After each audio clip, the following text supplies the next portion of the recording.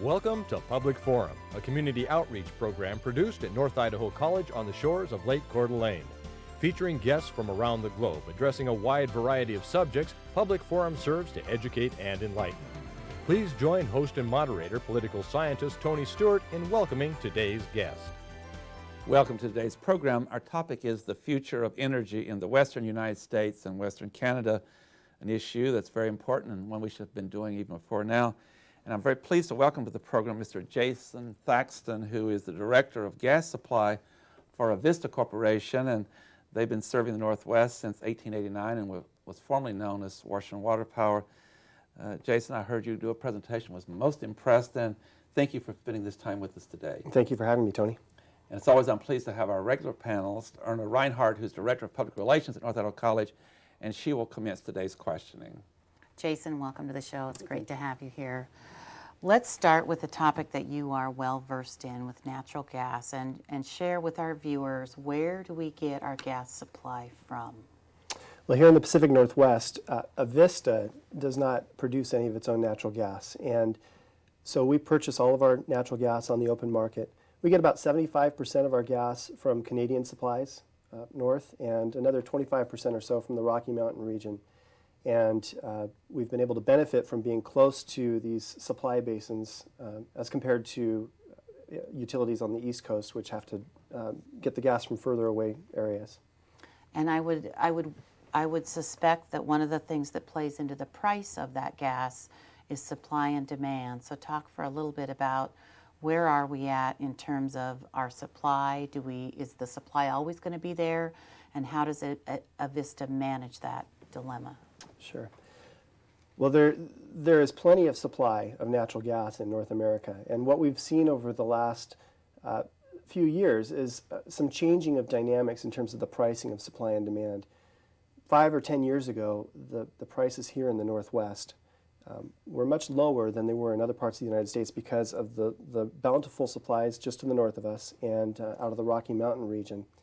But what has happened over time is pipelines have been built that have moved some of those supplies up in Canada over to the East Coast, to Chicago and further east. And so there's more competition for that supply coming out of Canada, which has had the impact of raising the prices here in the Pacific Northwest relative to where they were before. We still see prices here in the Northwest that are lower than they are in other parts of the United States because of how close we are to the supplies, but overall they've increased significantly. The other dynamic that we're seeing even now is that as we project supply and demand going forward 10 or 15 years from now, and the Energy Information Administration has been involved in this every year, the government projects that there is going to be a time here in the next 10 to 15 years where the demand for natural gas in North America is going to outpace the supply that's produced here in North America. And so there's a gap that is projected to be growing over time, and the way that that gap is supposed to be filled or projected to be filled is through liquefied natural gas, or LNG, which is something that is produced. Natural gas is produced somewhere offshore in another country around the world. It's liquefied, cooled down so much that it's liquefied and put on a ship and a tanker and brought over to the United States and then put into a gasified form once again. And so what we're seeing in terms of the supply and demand dynamics is that liquefied natural gas may be having an impact on pricing, even more so than what we've seen with the gas moving east. Right. So very interesting. In addition to gas, Avista, I think they're a very intelligent company, and they have, over the years, been visionary. You also own hydro and coal-generated power. So you are providing hydro, natural gas, coal, and wood waste and wind. Is that all? That's right. And one of the things that Avista prides itself on, and the Pacific Northwest in general benefits from, is the bountiful hydro supplies and hydro generation that exists in the Pacific Northwest. About half of our generation comes from hydroelectric generation. But we've had to, as our loads have grown, as our demand for electricity has grown, we've had to find different ways to serve that electricity. We are an owner of a coal project that serves some of our electricity needs.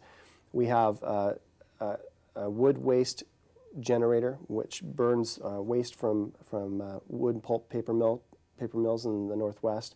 So that's a renewable product that we're generating there. And then we also have the natural gas combustion turbine that generates some electricity. And it's interesting that one of the reasons that we're seeing the growth of consumption in North America on the natural gas side is because electric utilities are building natural gas-fired generators to serve some of that incremental demand. And we're seeing that in our own generation portfolio, in addition to wind and coal and hydro that we've had to build some gas So there's more and more generation. demand for the supply. That's right. One thing that presentation gave that I was really interested in from a geological process. We understand how you build hydro dams and how they generate electricity and all. But give us a little bit more about the geological formation of gas and the veins that run through the Rockies and into Canada. I just think that is, it's a little bit like gas in that as you tap certain, does you have to go deeper into the formations, or is it just all there, it's about the same?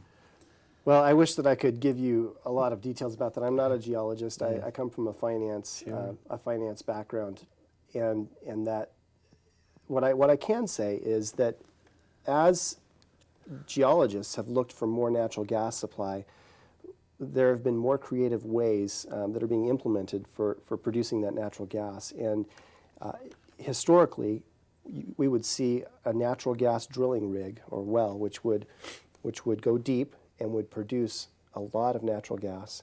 And with the way natural gas prices have risen over the last 5 years or so, there's been a significant increase in prices over the last 5 years. Producers up in Canada and the Rocky Mountain regions have become more creative about the way that they drill for natural gas. And so what we're seeing is that the cost of producing natural gas is going up incrementally as new supplies are found. And the efficiency or effectiveness of the drilling wells is going down. So we're not getting as much natural gas coming out of the ground for every amount of effort we put into getting that gas as we did in the past. You think it'd be more with technology, but it's not working that way, is it? You'd think, and it's maybe it's something along the lines of getting the low-hanging fruit over the last several decades, Yes. and we're having to be more creative about where we get our natural gas. So there are veins of the gas that run through those areas, and therefore you have to know where it's at, and then you tap that. You have to know where it's at, and and then you pipe it. And you have to know where it's at. You have to be able to access that, and there are some restrictions, land use restrictions, both in the United States and in Canada that come into play and can restrict the amount of natural gas that can be produced in any region. But the good news is there's a lot of it there. There is a lot of it there, and so it's just a matter of having the right policies and the right economics in place to drive that production. Thank you, Erna Reinhardt. Jason, let's talk for a little bit about conservation. And I know that as consumers, there's many things that we can do to conserve. And hopefully for businesses as well, there's things that businesses can do to be good citizens in terms of trying to make our natural resources go further. So, and I don't know if there's things that families can do and what consumers can do that are different than businesses, but if you could share for a few minutes what, Sure. as a consumer, we could do to make our natural resources go further. There are a number of things that consumers can do, both on the residential side and the commercial side, and Avista, along with many other utilities. We have been very active and aggressive in conservation related activities since the 70s. There are simple things like changing out light bulbs from incandescent bulbs to fluorescent bulbs. And you would think, as we talk about natural gas here, that wouldn't necessarily have a direct impact on natural gas use, but it does, because to the extent that we can reduce electricity consumption, that in the future will reduce demand for a new generator, for example. Avista won't need to build a new piece of generation as soon as it otherwise would. And so that will reduce demand for electricity generation, which, if it's going to be natural gas, will reduce demand for natural gas. So there are things like that, wrapping water heaters, converting from electric to natural gas where it makes sense for space heating and water heating and things like that.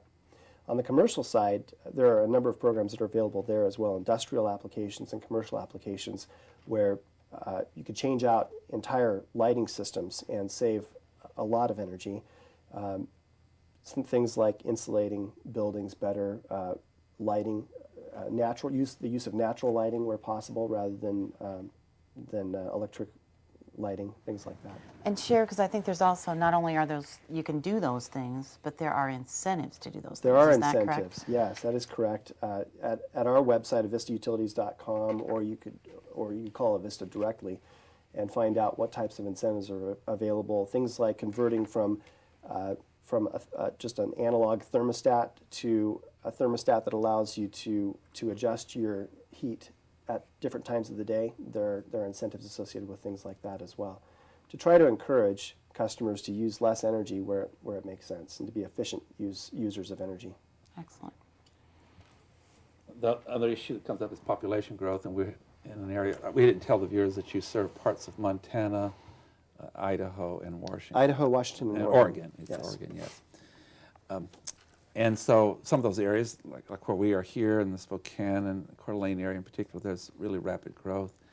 And so I know you're projecting as officials about what the increased demand will be. What are some of your projections, and is that growth rate at such an extent, even though we have some conservation policies that are going into place, that you're going to need additional sources? And I guess part of my question is, are you going to have to be looking even at like a nuclear power generated source of energy? Well, we have pretty healthy growth rate across our service territory in terms of population and consumption growth. On the electric side, it's close to 2% a year growth that we expect. On the natural gas side across our service territory, it's somewhere closer to 2.5% to 3% a year of growth. North Idaho and Southern Oregon are two of our larger or faster growing areas. You've seen the growth here in North Idaho, and we've experienced it, a tremendous amount of growth. And so from an electric perspective, the growth on our load or our consumption is going to outpace the conservation that we think is possible. But that doesn't negate the value of conservation, and we want to continue to focus on that. Every 2 years, Avista goes through an official long-range planning process, both on the electric side and on the gas side. It's called an integrated resource planning process, and we are in the process right now of going through that this year. And that process takes us out about 20 years and estimates how much consumption we expect to have during that period of time, and helps us go through an evaluation of what is the best way to serve that growing demand, whether it's a new piece of generation or conservation, or better yet, and what it usually ends up being is a combination of both. And so nuclear power is certainly something that is always on the radar screen.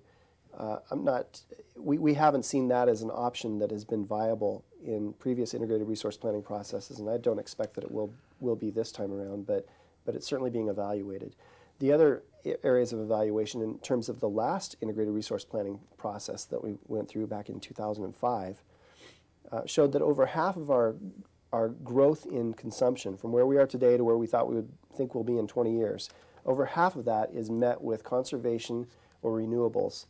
And the other half is a combination of perhaps additional coal generation, which we're looking into. But it's really important to note that more than half of that growing load is going to be served by things like wind, conservation efforts, and other demand side management efforts that we have. Your point, though, is, and it's really very important, and that is that without the conservation part, then it would be a real burden on you to generate the power that's needed. So that is an extremely important component, with 50% coming from that source. Absolutely. Another issue, and it's always controversial, and it affects some utility companies more than others, and I guess Idaho Power might be one of those, but breaching of dams, and the issue of salmon and all that, which is also an important issue. But those that are in the discussion, would that affect the energy much if those dams were breached?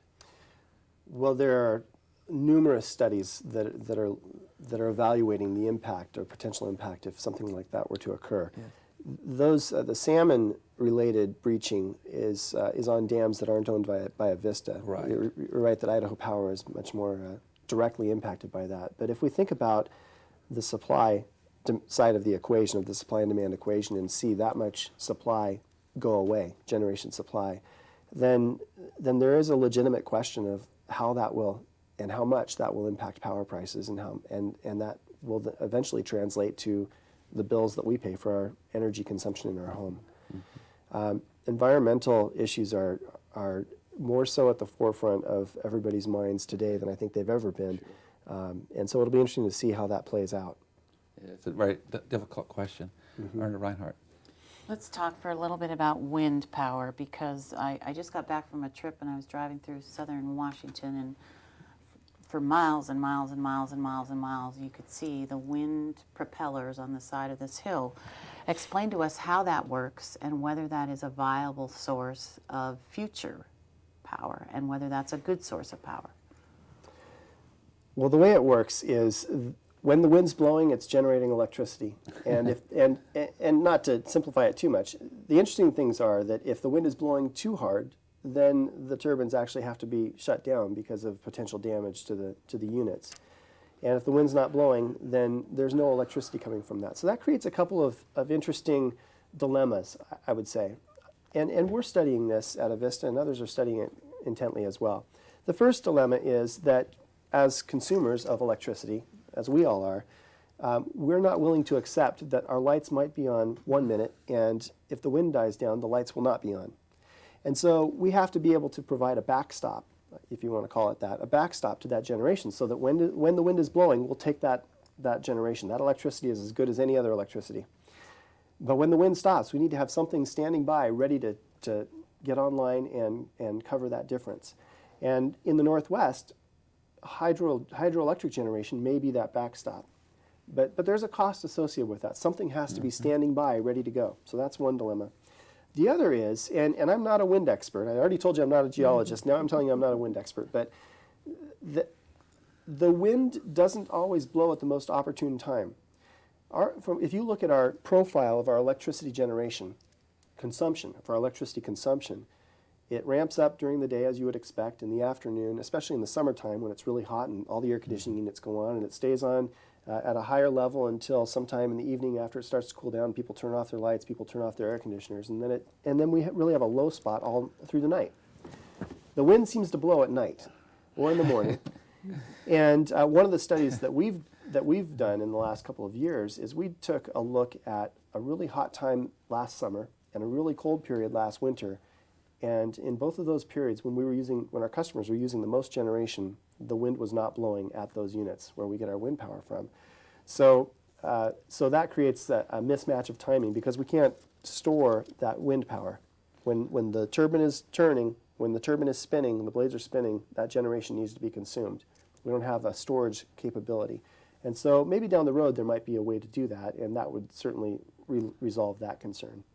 So would there be other parts of the country then where that would be a more suitable source of energy? Maybe. Perhaps. And I think that the Northwest, again, not being involved in this intimately, but the Northwest probably has some more benefits because of the hydro generation, which is more flexible in terms of coming online and going offline than a coal plant, for example. It takes a long time for a coal plant to ramp up, or a natural gas generator. It takes some time for that. Whereas with a hydroelectric unit, because you have that reservoir behind the dam, you can basically ramp things up pretty quickly and get that generation going quickly. Perhaps in other parts of the country where the wind might be more predictable and more consistent, maybe in the Midwest, somewhere Chicago. like that. Chicago, the Windy City. Maybe Billings, Montana. That's right. There might be some areas where it's more consistent, and so it would be more valuable.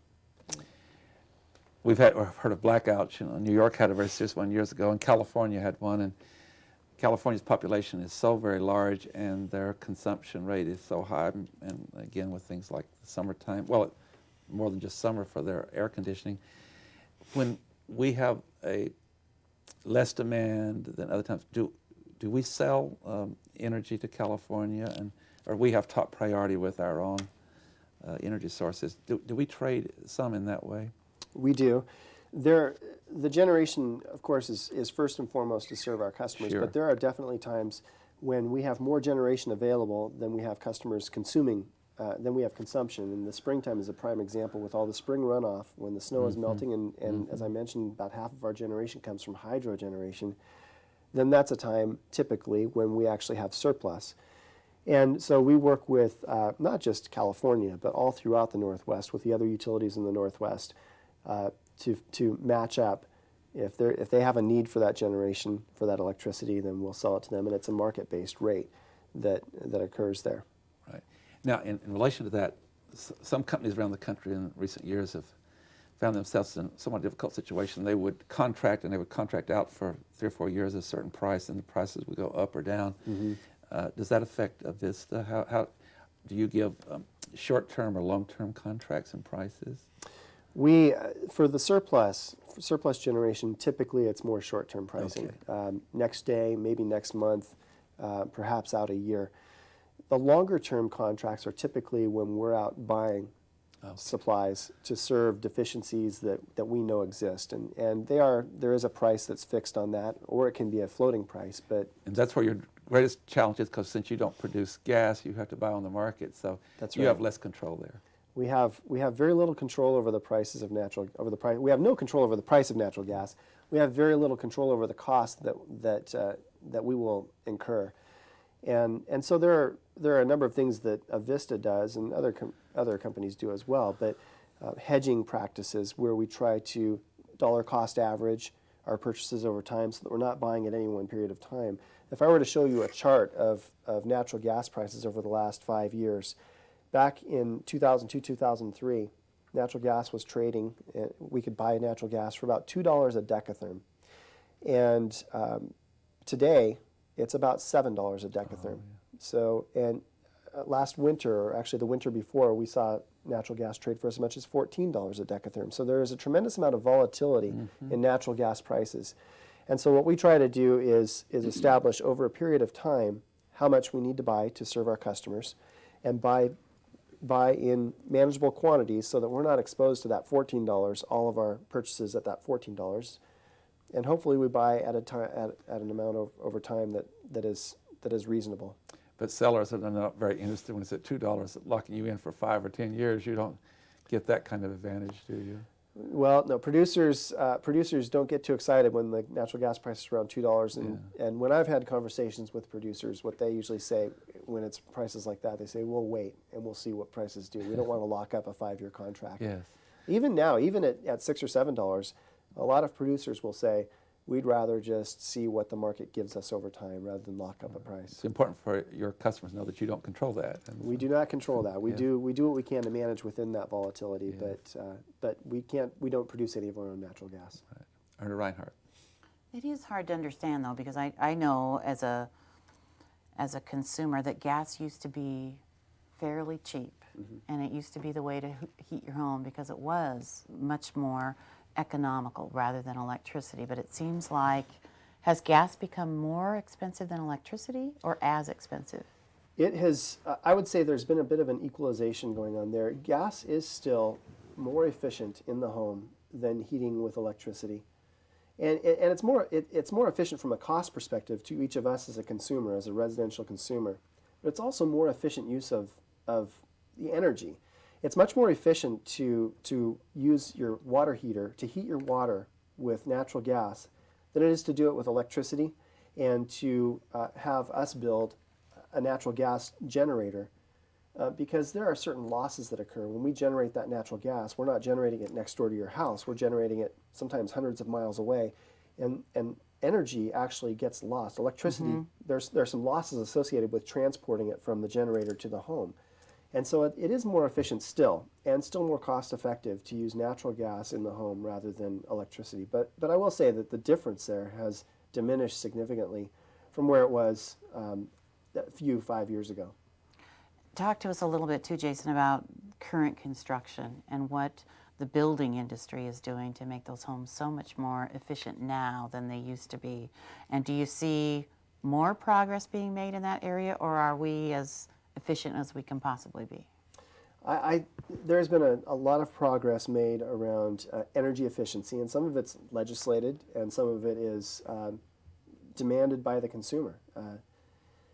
What we are seeing is that energy efficiency is in play in new construction, but overall I think what we're seeing also is that homes are bigger today than they were 5 or 10 years ago, and so we're better off because of the energy efficient measures that are being taken, but overall the consumption might still be growing because of the the increased size of the units that are being built. Still, again, just as I mentioned earlier, it doesn't negate the value of the energy efficiency of using the right amount of insulation and the right types of windows and things like that. We'd be that much worse off if we didn't do that. Right. And there's still progress to be made. And We're going to bring the program to a conclusion, and I have something else we must talk about. But I do say in closing to Jason Thaxton, the Director of Gas Supply for Vista Corporation, we're really in good shape compared with some place in the country, and so there's a lot of good news in your foresightedness and your vision about the future. And so good luck in your work. We appreciate your time. It's very good of you to come by. Ladies and gentlemen, I am ending the program a little bit early today because in 1972, when we started this program 35 years ago, a very special faculty at North Idaho College who'd worked in communications in Los Angeles, it was her idea to create this program, and she was the co-founder, and she was our director and executive producer for the first 13 years. Our good friend Pat Richard passed away the week that we're actually taping this program in March, and she was a remarkable person. And after leaving us in 1985, she went back to her native Oklahoma, and this past week, after a short illness, she passed away. And it would be very, very important on our part for you viewers to know about the great contribution she made to this program. And without her, actually, the program would never have started. It was really her idea, and she came to me and suggested that we share our guest at North Idaho College with this viewing area, which is very large now.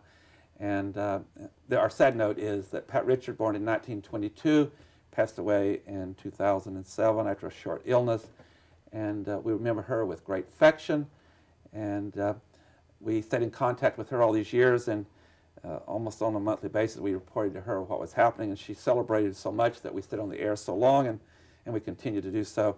She thought we'd be on the air about 3 years, and now we are celebrating our 35th year. And I used to tease her and say, you forgot to put behind that 3 a 0, 1, 2, 3, or 4, or 5. And we were going to miss her greatly, and certainly we hope she rests in peace. Ladies and gentlemen, I hope you'll be with us again next week at the same time when we will move to get another issue. And we always encourage your questions and suggestions for topics on our program. And again, we want to thank Jason Thaxton. It's been a most informative program, and just really been helpful to our viewers. And again, thank you so much. And ladies and gentlemen, please be with us again next week at the same time when we will discuss another issue. Until then, please have a good week. I am Tony Stewart.